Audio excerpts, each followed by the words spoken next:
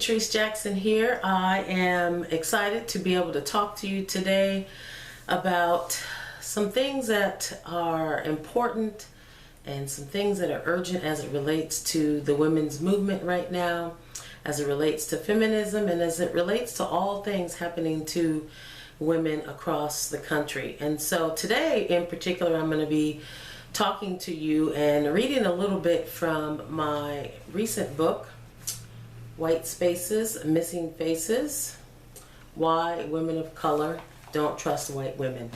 And so if you have not heard that title, and that's a little startling to you, then you know what? Just dig right in, lock yourself in for a few moments, and get ready for an interesting, eye-opening ride, because there's truth to this title of the book. There's truth to the contents of what's in this book, and there's truth to the fact that there are many reasons that are justifiably so why white women are not trusted, oftentimes by women of color. So essentially what this book is about is it's about all the spaces and places where women gather, and especially those spaces and places where women gather where it is predominantly white women, and what that experience is like for women of color when they show up in these white spaces, as I call them. And to give you an example of what that actually feels like and what it looks like for women of color, I want to tell you a quick little story about a workshop that I was hosting. And so I was putting on this workshop, and there were about 30 women there or so, and a woman of color came to the workshop as well. And as she walked in, I noticed her from her social media profile picture. I was very glad that she was there and that she had taken the time out to participate in this workshop. And so she walks in, and what I instantly noticed was that she appeared to be startled. She kind of froze in place and kind of just stood there and paused and looked around the room. And there was some caution and apprehension there, and I could see and sense and feel all of that caution that she was displaying in that moment. And so I thought, yep, I know exactly what you're feeling. And so I watched her behavior. And she came in and she sat down, and she kind of sat on the outside or the outskirts of the workshop group, if you will. And eventually she revealed in discussion and through conversation in the workshop that when she walked in and she saw predominantly faces of white women in this workshop, she was startled. Her defenses went up. She began to think about, what is this? What am I doing here? How do I survive? How do I protect myself? What do I say? What do I do? How do I show up? How do I engage in this situation? And then she went on to share that there's a lot of pain and struggle in that, and that she often finds herself in those situations, and that she becomes cautious because there is what's called white woman violence happening in those white spaces. And she's 100% correct. You know, I've worked at a lot of companies and a lot of organizations and been involved with a lot of women's groups. And oh yes, there is white woman violence that happens in these situations.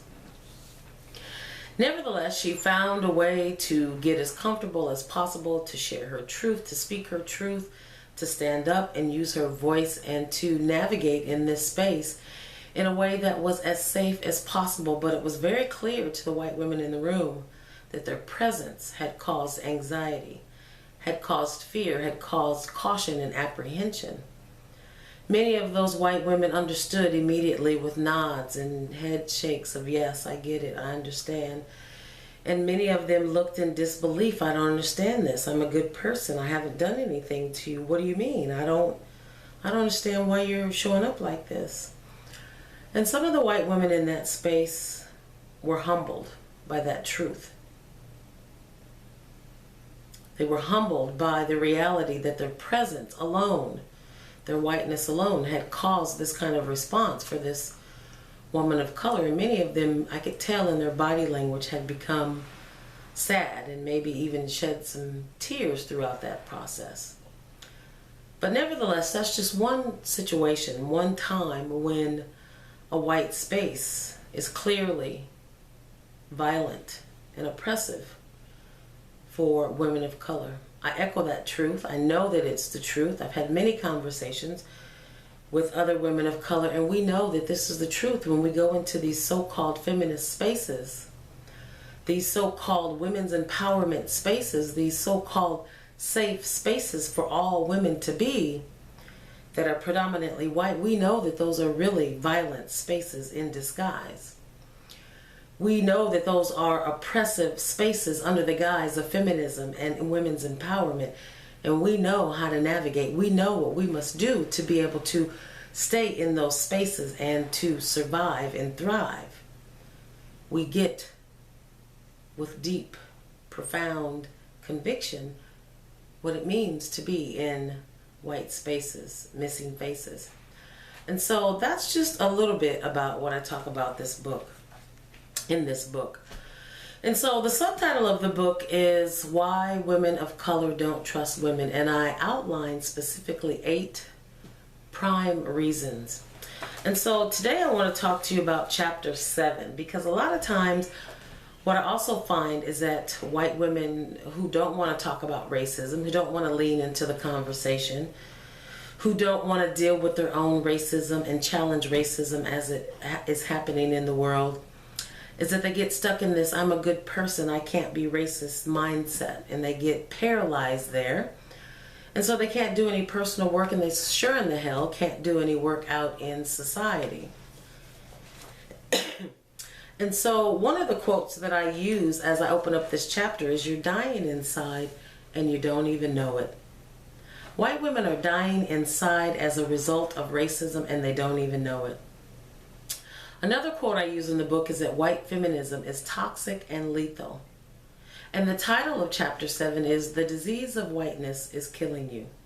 So I want to take a minute and just read a little bit of that for you, and then end up with some conversation and some tips that maybe you can use and send you an invitation.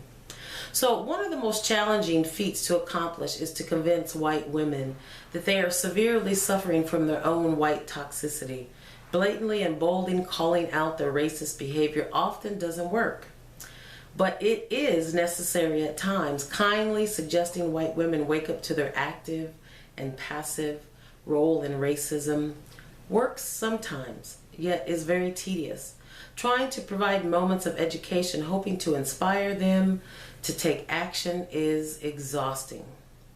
Because either they refuse to listen and or they believe that I should continue to keep educating them on an ongoing basis, no matter how emotionally exhausting that is for me. So I decided to examine racism and white privilege from a psychological perspective in hopes to cause an urgent awakening. Psychologically speaking, white women who have not completely woke up to the sobering truth about what white supremacy and racism has done to them mentally, emotionally, physically, and spiritually will be horrified when they do. Racism is toxic and could easily be classified as a mental health disorder, in my strong professional opinion. But I also realize the dangers of doing that. And white people who live inside this racist mental space are willfully caught in an illusion that has robbed them of their true identity and caused a deep, apathetic disassociation from humanity and has altered their sense of reality. You may think that this is an exaggeration, but if you examine racism closely, you will see it. The racism I'm referring to is what I call everyday racism, and I'm not talking about the burning crosses and the neo-Nazi behavior racism. I'm talking about the good old, regular, good white folks kind of racism.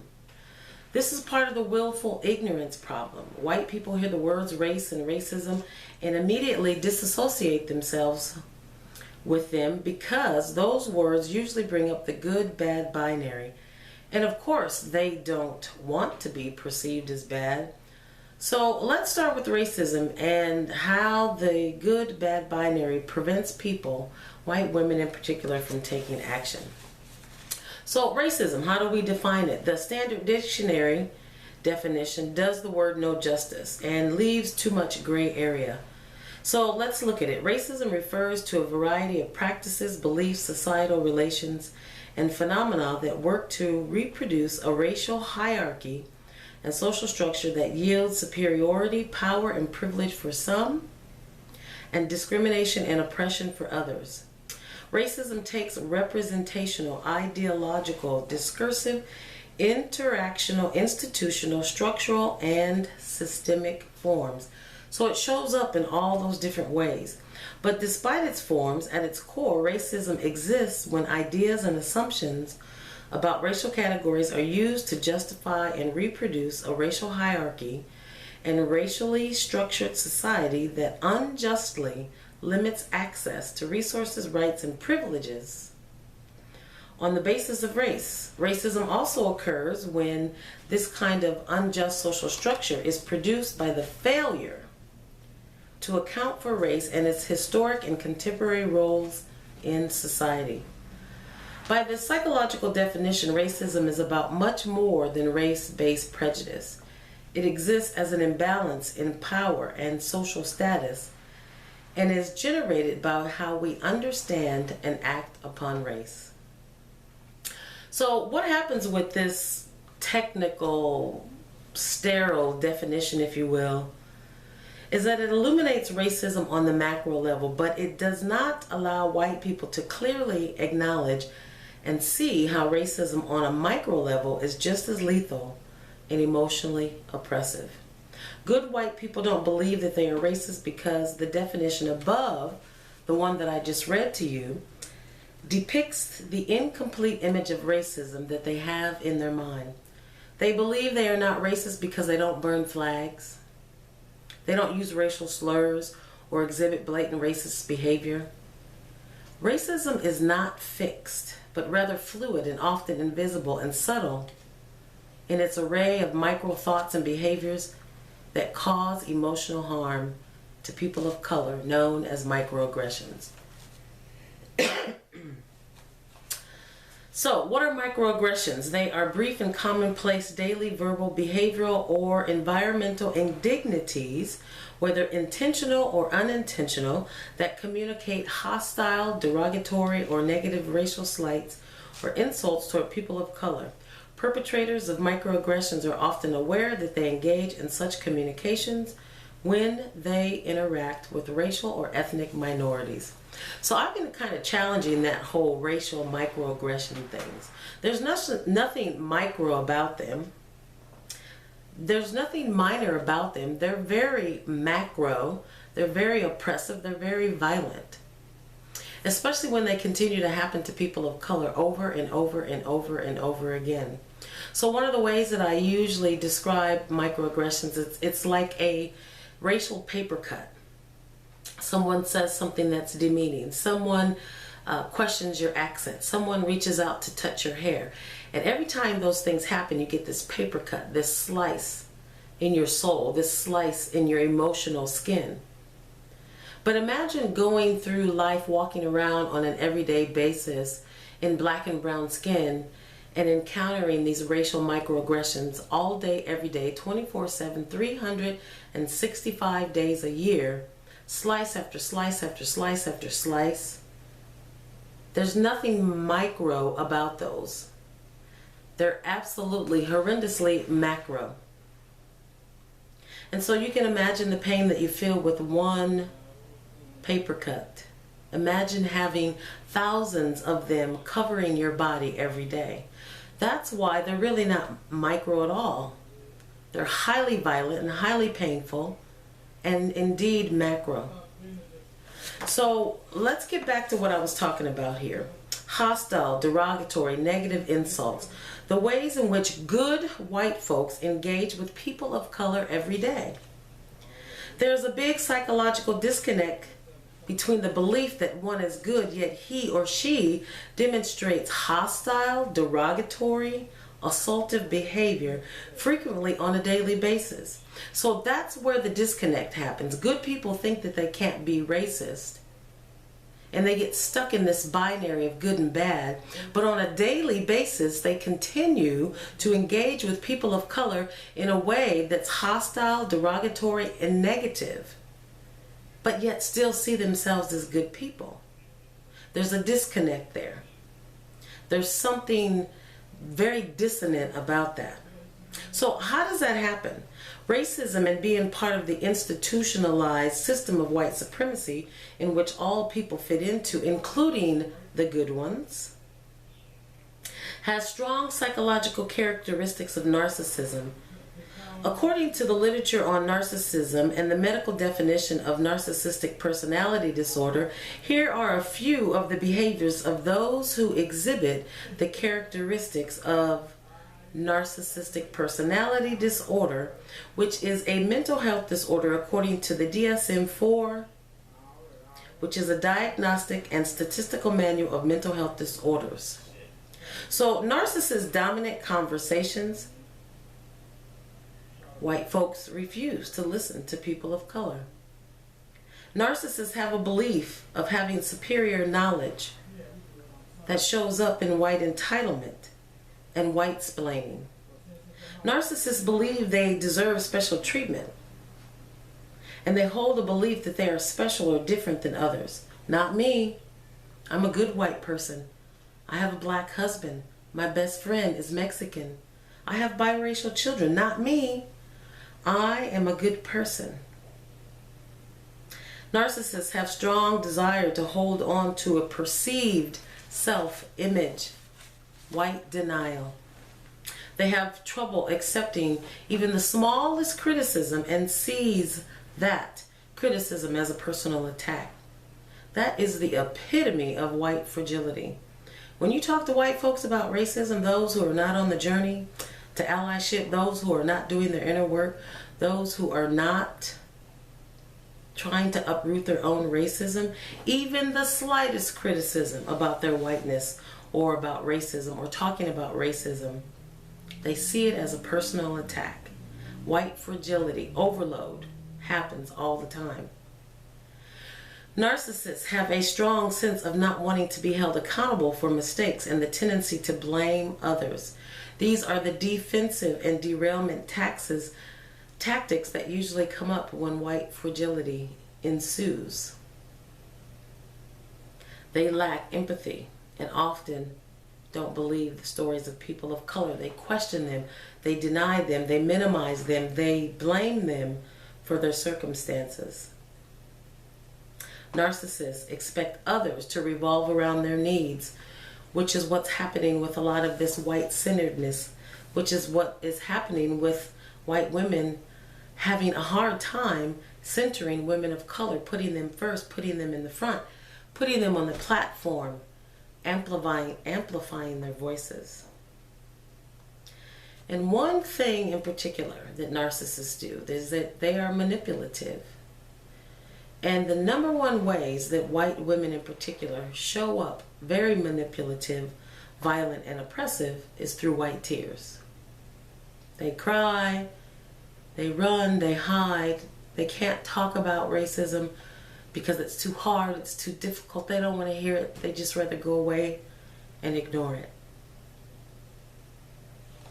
So if I were to stop right here, racism has pulled a doozy of a mental health scheme on white folks.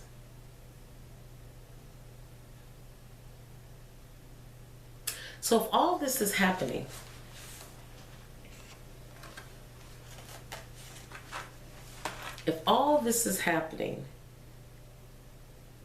if white folks think that they know more about racism than people of color, if they refuse to believe the validity of people of color's lived racial experience, if they exhaust themselves trying to prove they are different and that they are a good white person, if they expect to be talked to nicely about racism and they don't want to be called out, and they are easily offended and questioned when their white privilege is challenged, and often have an emotional meltdown, instead of taking responsibility for that lack of knowledge and for their oppressive behaviors, they blame people of color, calling them negative and angry and divisive.